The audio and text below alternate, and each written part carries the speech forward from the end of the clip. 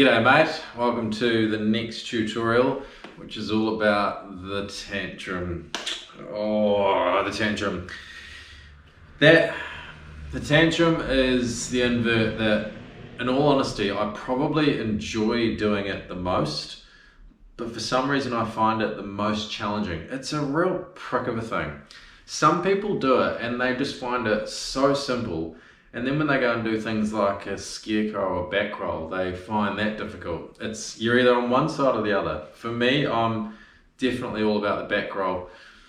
The tantrum, oh, great trick. It looks super stylish. It would probably be one of my favorite looking tricks just because it almost looks effortless sometimes when it's just a sort of a laid out, sort of casual back flip. It was the sort of trick that I saw so many times when I was learning how to flip, and I was just annoyed that I couldn't do it. And then one day I could, not very well, I could do it, but geez, she was a bit dusty. Anyway, I know 100% how to do it. I just can't actually demonstrate that sometimes on the water. At the moment it's good. I've probably landed about 10 in a row. At the moment I'll probably fall on 1 out of 10. So I'll take that any day of the week, because sometimes I just can't even land it. It's such a prick of a thing. Anyway, get down to business. So this time, slightly different today. Not the fact that you start on the right hand side of the wake, that's always the same, mostly, unless you're doing toe side stuff. This time I'm going to say cut out about 20 feet out of the wake. So you want to actually go quite far out for the tantrum. The reason is because this is a trip flip, and I'll explain that very soon. So get out quite far, further than probably what you think you sort of need to. Once you get there, do the old drop hand, coast, let the fins sort themselves out, make yourself look like you're the man, like you know exactly what you're doing. And the other thing is time it, if you can do it, time it for when there's people watching, because be a show pony. The tantrum, like it's a head turner, put it that way. Once you start gliding back, this is where you have to change from a progressive cut to a little bit more of an aggressive one. So you're going to start out you're going to come in a lot more heavy than what you would for a back roll. A back roll, you can glide into it, boost, and then progressive cut, and away you go. The tantrum, it's very much, so like I said, it's called a trip flip. So what you do is you load that line up at the start, you cut pretty hard, and then once you get to about, let's say about 2 meters away from the base of the wake, what you're going to do is you're going to come off your edge. This might not be 100% correct, but I'm probably about 2 meters or maybe 1.5 meters where I start to come off my edge. Ideally, you probably want to do it slightly closer, but as I've said in previous videos, this works for me. It might not be technically correct, but it sorts me out. So once you're at that point, 2 meters away from the wake, so you're going to come off your edge and you're going to drop your hand before you actually start the flip. And what you're going to do is when you come off that edge, your board is going to flatten out, and this is going to be the thing that trips you when you get to the top of the wake. And once you flatten your board out, you're going to then let go with your backhand, and this is key here. This is probably one of the most important parts of the tantrum. You're going to square your body up. Think of it like your shoulders are parallel with the wake. Okay, so you're almost going to stop, and a little bit of advice that I had a long time ago was actually when you come off your edge, turn and look at where you've come from. It's almost like you're looking at your cut. You might not literally turn your head and actually try and look for your channel, but if you just think that you're going to turn away and square yourself up, that's going to be the thing that trips you and sends you into the back flip. Okay, so you're on your edge, you flatten out, you take your right hand off if you're natural. Now the key thing here is you have to ride right up to the top of the wake. My biggest problem I used to have, I'd initiate the backflip at the base of the wake, and I just had no pop whatsoever. Tried to do the flip, it looked like an absolute disaster, because it was. So it's a game of patience. You remember when I talked about patience with the handle pass, with the back three? This is just as important. This is a huge game of patience. So on your edge, flatten out, you want to ride right to the top of the wake, whilst squaring yourself up at the same time. A good idea is with your right hand, you almost want to put it out so then both hands are out, and you're almost going to starfish back. Okay?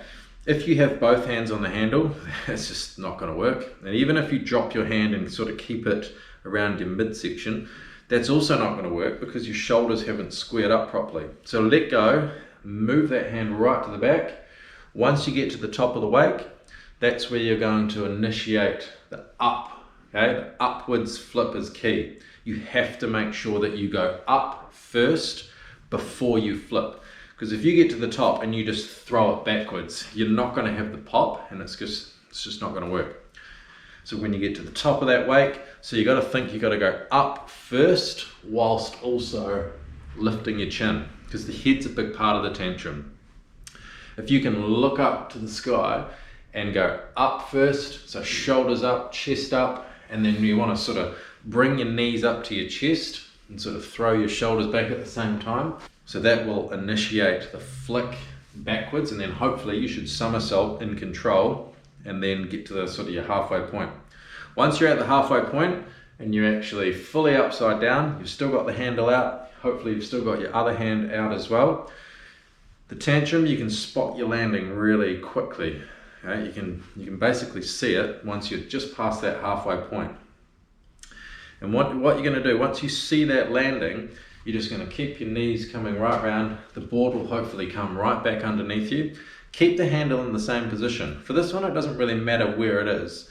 Sometimes it's actually not a bad idea to have the handle actually completely out. If the line goes slack, then that's not a good thing. And the way to stop the line going slack is just to keep the handle in the same position throughout the whole trick. If you start with it close and then you let it out, that'll make it go slack. Or if you have it out and then you tug it back in during the rotation, that would almost make you do a tantrum to revert, which is not really a common thing. The common style trick is a tantrum to blind, which clearly I can't do that. If I could, then I'd teach it. So once you're coming in for your landing, you absorb it and basically riding away on your heels. So, quick recap. So you go further out, okay, cutting out on your toes, drop your hand, let the line tension sort itself out. Edge sooner rather than later, so it's an aggressive cut. So you start a lot harder once you're about 2 meters, or I'd even say 1 meter away from the base of the wake. Come off your edge, flatten your board out, make your shoulders go parallel. They have to go parallel with the wake. That's one of the things that I know really well, but I can't do very well sometimes. So your shoulders go parallel with the wake. Wait till you get to the top of the wake. Top of the wake. That's often what I have to tell myself. So top of the wake, shoulders are squared up. You want to go up first, so your chin goes back, up, and then knees to your chest, and you flick it backwards. Once you're at that halfway point of the rotation and you can spot your landing, the rest of it should hopefully take care of itself.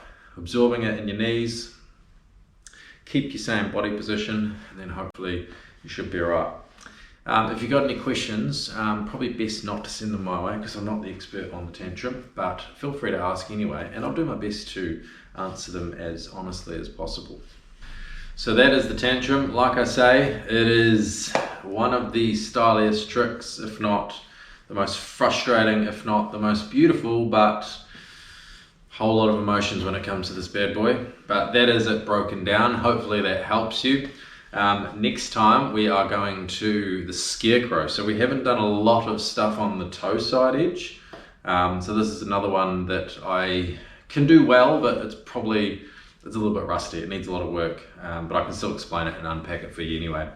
As always, subscribe for more videos and get in touch if need be, and I will see you next time for the scarecrow.